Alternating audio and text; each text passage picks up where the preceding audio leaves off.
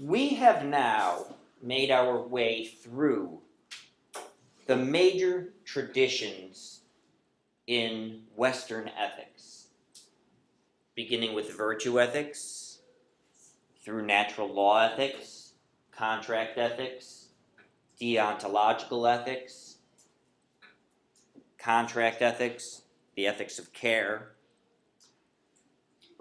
And in each tradition, we began by asking, what is the conception of goodness with which this tradition is working?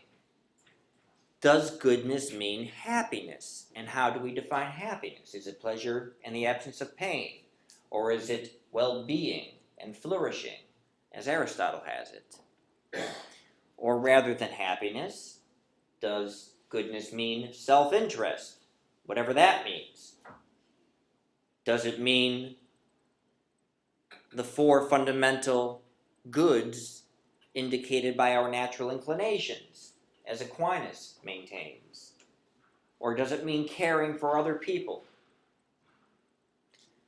So we've seen a number of suggestions regarding what it means to live a good life. And we've also seen that one's value equation, and when I say that goodness means X, like goodness is happiness, that is what I mean by a value equation, okay? Good equals happiness, good equals virtue, good equals self-interest. These are value equations because I am equating goodness with something else, okay? We've seen that the way a thinker understands goodness cannot be separated from the way a thinker conceives of human nature. Quite obviously, as Socrates points out to us, I cannot know what it means to be a good X until I know what X is. I cannot make the judgment that X is a good hammer unless I know what a hammer is or is supposed to do. Okay? So in each case, the value equation that forms the basis of a moral tradition is intimately related to the way human nature gets interpreted by that tradition. Remember, for example, the utilitarians maintain that human nature is altruistic. We have a natural sentiment of benevolence. And so a good life means maximizing happiness for all sentient beings. Okay? We saw that for Aristotle, human nature is rational and social. Happiness is a rational end. And it is learned through the social phenomenon of imitation and habituation. So again, it's quite easy to see how a conception of human nature can either be the basis for a value equation or at least is closely related to it. But as the 20th century approached, in the mid-19th century, and we're talking about the beginning of postmodernism. Remember, modernism refers basically to 17th century thinking because it is coeval with the birth of the scientific method, the insistence on scientific evidence for our assertions about the world, a modern outlook. But postmodernism moves beyond this insistence on providing evidence for our metaphysical or epistemological or ethical assertions, and recognizes, I think, what Kant has taught us. And although we haven't discussed it in this course, as it goes beyond the scope of an ethics course, what Kant contributes, or I should say, one of his most fundamental contributions to the history of philosophy, is his demonstration that while human reason can know the world, there are certain things which he calls transcendental ideas, like God, or freedom, as we've seen, or the soul, about which we can say nothing. I can neither affirm nor deny that God exists. In other words, I can either give equally good proofs that God must exist and that God cannot exist. Okay? Or that the soul exists and cannot exist. And so what Kant teaches us is that when it comes to answering traditional, transcendental, metaphysical questions, like about the existence of God, or whether the mind and the body are separate things, or questions pertaining to the origin of the universe, these lie beyond the realm of human understanding. And that's why Kant wrote the Critique of Pure Reason. To critique pure reason is to show its limitations, what it is capable of, but also what it is not capable of. And when it comes to answering questions of an ultimate nature, for example, does God exist? Did God create humanity? And is there a plan for that creation, which includes my personal existence? According to Kant, these questions cannot be answered by human beings. And in fact, they cannot even be intelligibly raised, because we are asking about something we are ill-equipped to deal with. So enter Soren Kierkegaard in the mid-19th century. And Kierkegaard, in a sense, picks up where Kant left off. And in one of his journals, Kierkegaard wrote that he has now realized that the only question which really matters is whether or not he can discover something worth living for, or perhaps even worth dying for. All the questions about how many categories belong to the mind, the origin of the universe, the limits of human understanding, these are, to put it in the words of Albert Camus, a much later than 20th century nihilist, these are games, okay? Because first, one must answer for existence.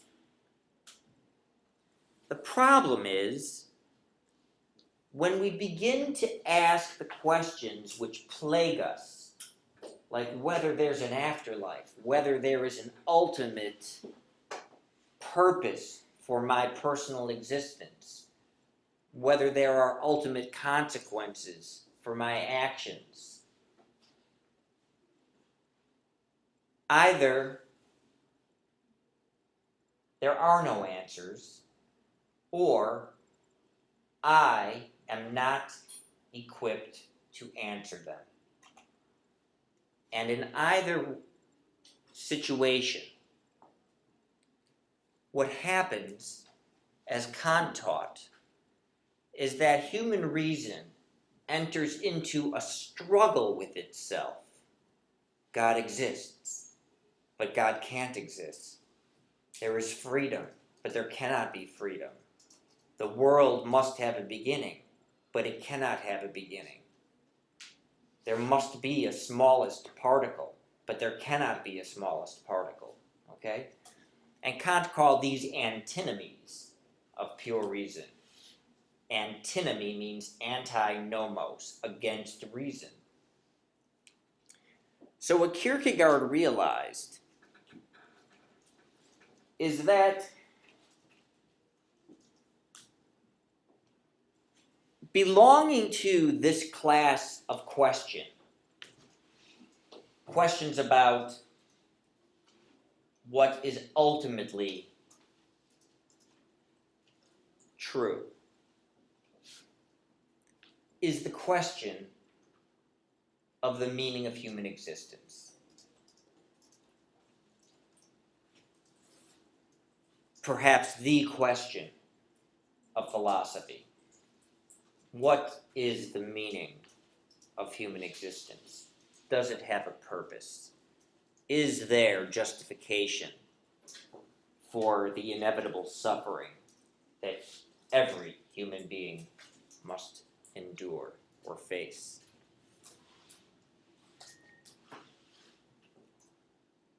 What is human nature?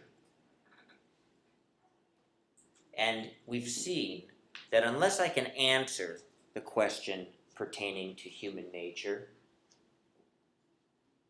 I will be very hard-pressed to answer the question of what a human being ought to do, because I cannot know what it means to be a good person unless I know what a person is.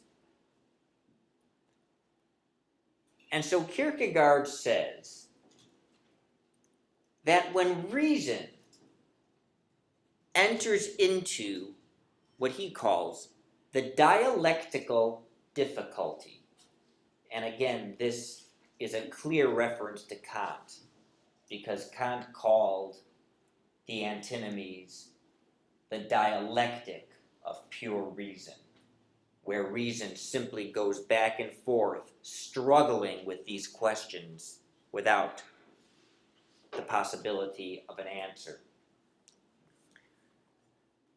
When I desperately need something to believe in, when the circumstances of my life have brought me to the edge of an abyss of meaninglessness, and I desperately need something to cling to get me through, whether it is a cataclysmic event or whether it is simply the realization of the perpetual boredom of human existence. It is at that moment that I am poised to make what Kierkegaard calls the leap of faith. I simply make a decision about what to believe. It is a leap of faith.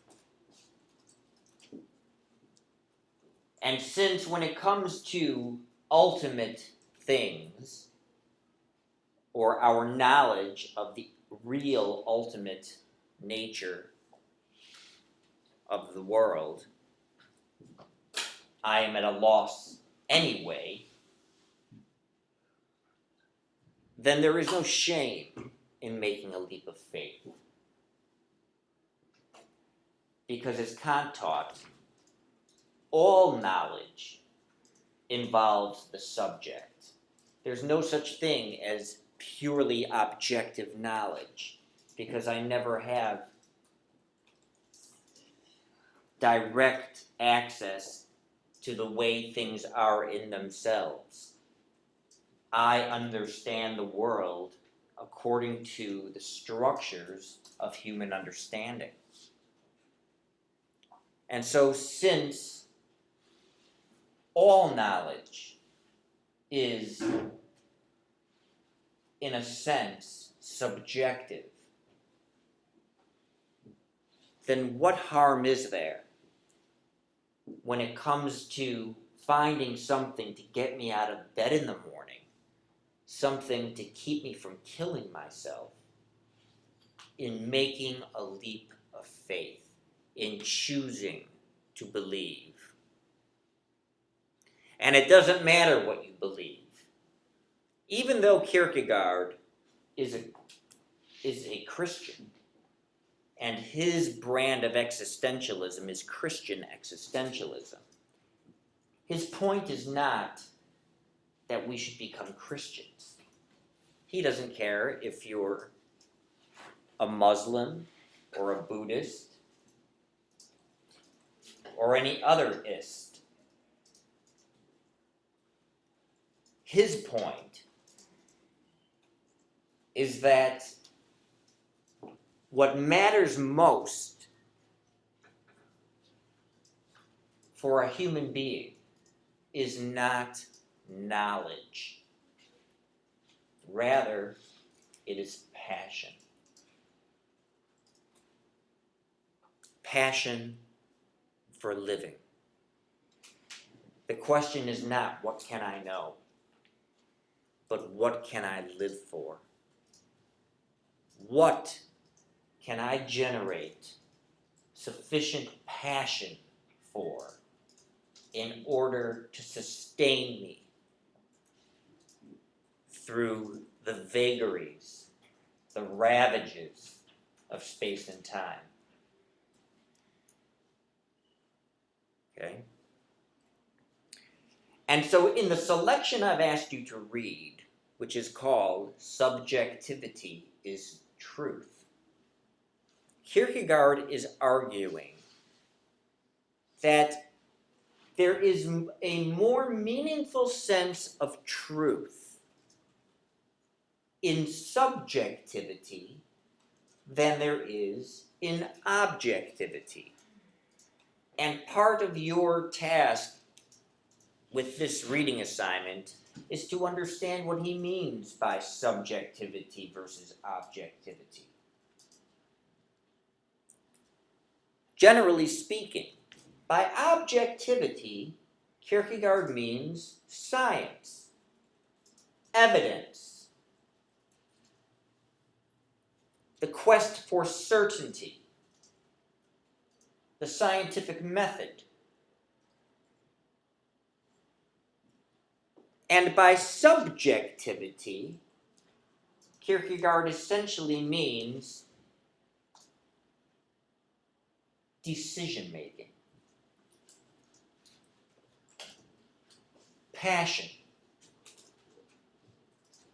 finding something to live for.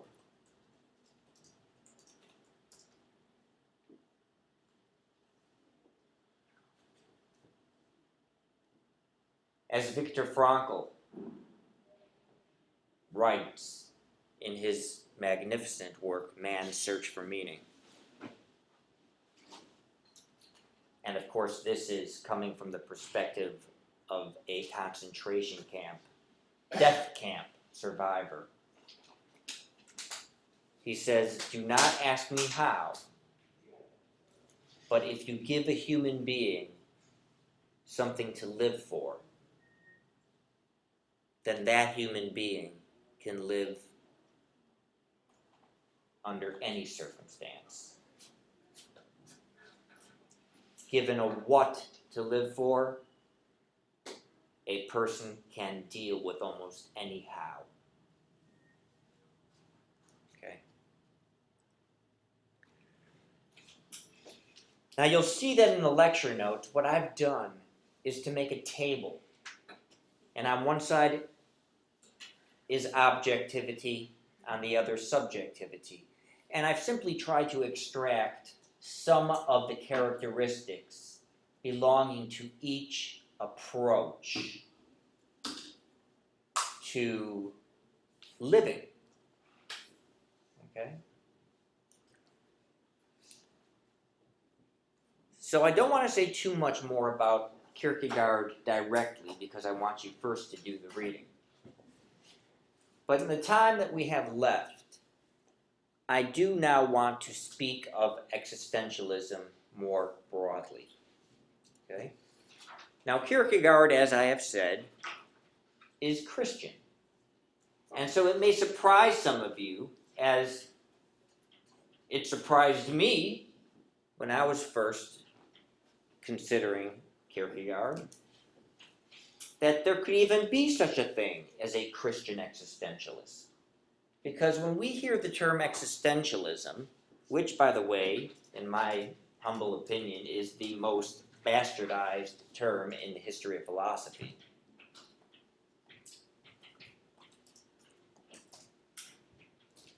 because existentialism or existential suggests something like humanistic or secularism, okay, even atheism, it sounds like Christian existentialism is an oxymoron, okay?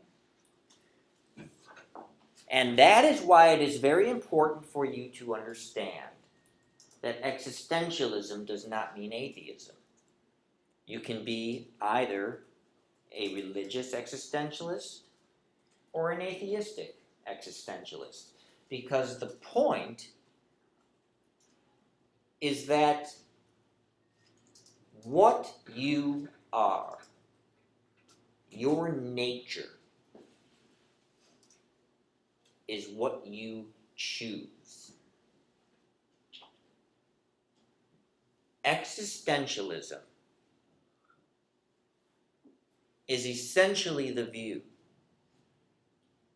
that human existence does not admit of a transcendental essence. In other words, there is no objective answer to the question of what it means to be a person.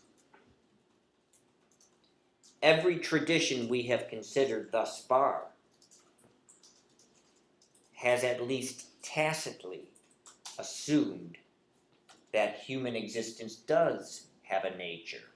And if we discover that nature, then we have a chance of discovering how best to execute that nature in our personal lives. Existentialism, on the other hand, begins by admitting that either human existence does not have a fixed nature, or even if it does, we are not currently in a position to know it. Yes? When I think about it, I don't think about it as like atheism. I think about it like somebody that's agnostic when I think of existentialism, but when you say Christian existentialism, that confuses me. Okay. The reason I use the term Christian existentialism is largely because the later existentialist, Jean-Paul Sartre, uses that term.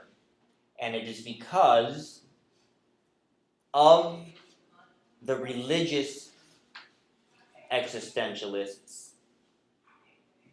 they were all Christians. Okay? They just happened to be.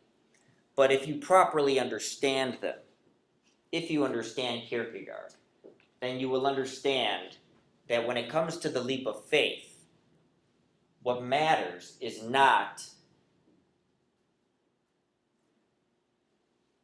that toward which one leaps, but rather that one makes the decision to leap and to assume responsibility for having done so.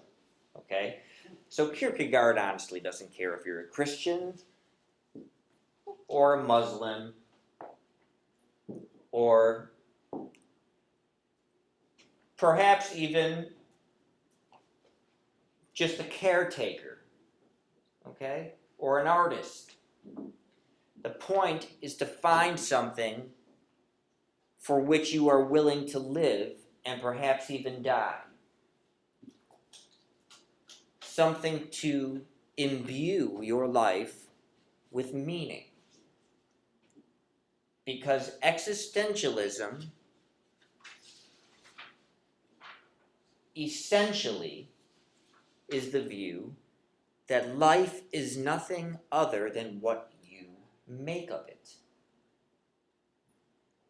We are works in progress. We have arrived from no plan, and we are headed nowhere. We find ourselves at a particular moment in time, somewhere along the continuum of your life, between your birth and death,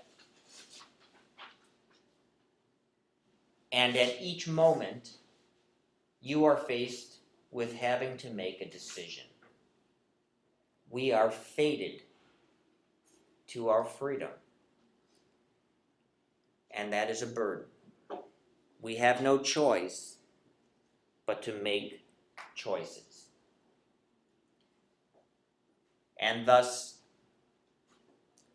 what becomes of you, what you are, is nothing other than what you choose. And by choice, we mean not just imagining yourself to be something or hoping to achieve something. We mean what you actually do. You are what you do. And it doesn't matter what you do, because there is no ultimate standard against which to compare your individual existence. The basis for a moral judgment from the existential point of view is not whether you have done the right thing, because there is no right thing. The question is whether you have made your decisions in the name of freedom and assumed full responsibility for having done so.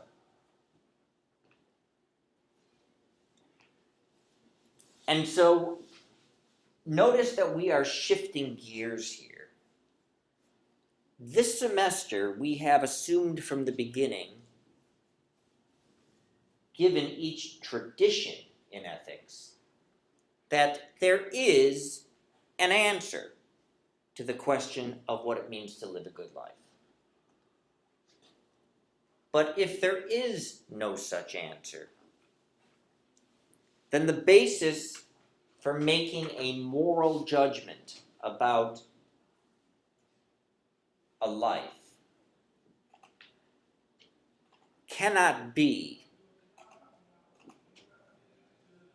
the extent to which one succeeds or fails at satisfying some standard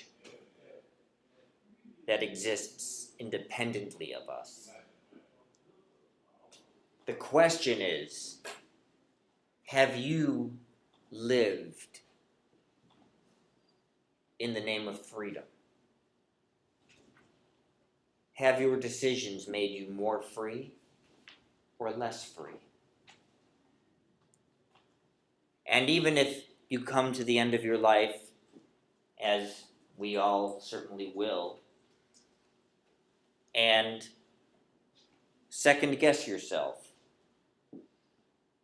even as Socrates, a man as magnificent as that, who spends his last moments attempting poetry because of the possibility that perhaps he was to have been a poet.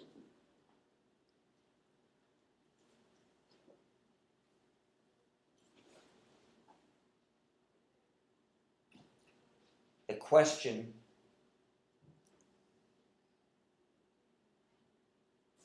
is, what does it mean to be responsible for a life which one did not solicit? In other words, we didn't ask for it. Responsible for a life that ultimately means nothing other than what you make of it.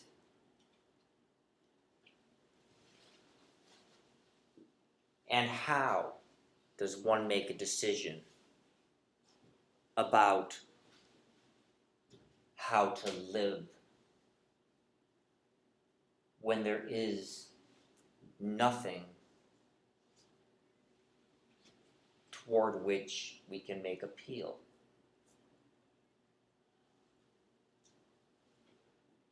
Okay? Now I'm going to talk a lot about existentialism. But perhaps the very last thing I should say today is this.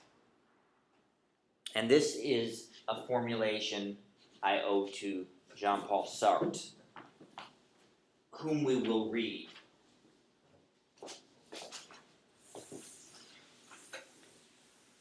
Remember, Kierkegaard is deemed the father of existentialism because he was the first to say that there is a more meaningful sense of truth in the subjectivity of rendering a decision than there is in the pursuit of a dubious objective knowledge.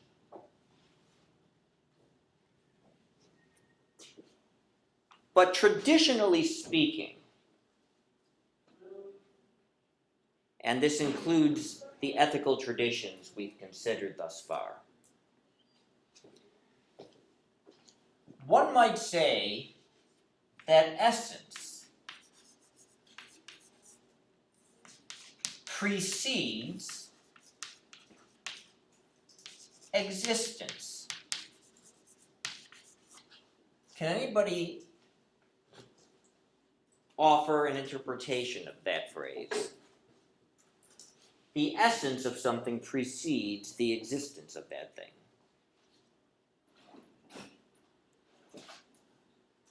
First, what is the essence of something?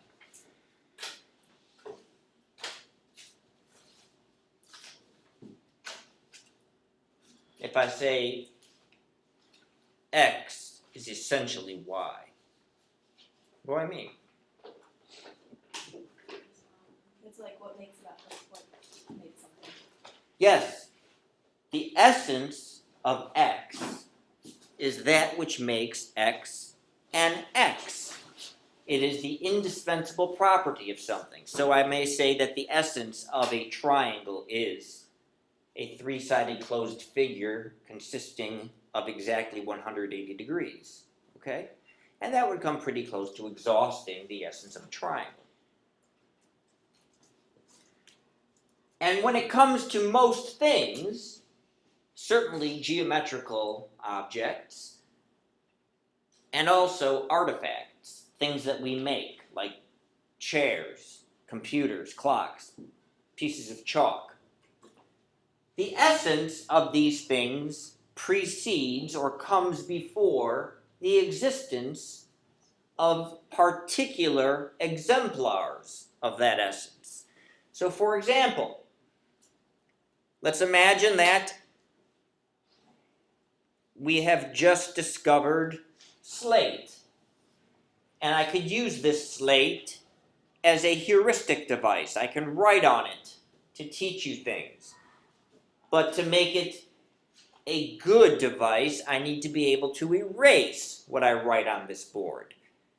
So I come up with the idea of a chalky substance. Okay? So I have now devised a plan for producing pieces of chalk.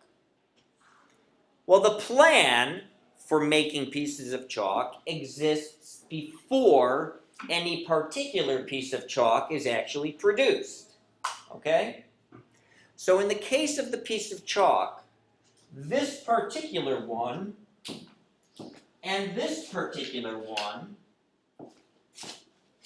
are simply exemplars of the essence of a piece of chalk, where that essence exists first. First there is the plan, then there is the thing which answers to the plan. Like if you think of the story of creation, God has a plan for creation. Says, let there be this and that. And those things then either succeed or fail at being themselves according to how well they accord with the plan. Okay? So of course I can say that of the 20 desks in this classroom, each one of them exists, but the essence of a desk precedes the existence of these particular desks. Because first I had a plan and built each desk according to the plan. And when you're talking about something like a triangle, even if there were no actual physical triangles, the essence of a triangle would remain unaffected. Okay? It is eternally true, necessarily and universally, that a triangle is a three-sided closed figure lying in a plane consisting of exactly 180 degrees. It doesn't matter if there are any that actually exist. But for the existentialist, this is backwards. When it comes to human existence, first we exist, and we choose our essence in the course of existing. There is no objective essence of human existence. And so when I ask, is this a good or a bad person? According to what standard? Because there is no fixed nature of the human being. Rather, first we find ourselves already existing, and somewhere along the line, the question of why arises. And it's at that point that we choose our own essence. We decide what it's going to be. You are what you do, and you do what you decide. Okay? So our question is going to be, what sort of ethical judgment is possible from the perspective of existentialism?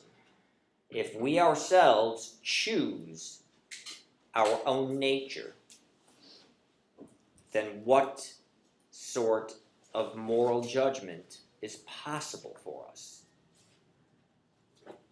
Okay. So don't forget to keep your eyes open for an announcement regarding the quiz over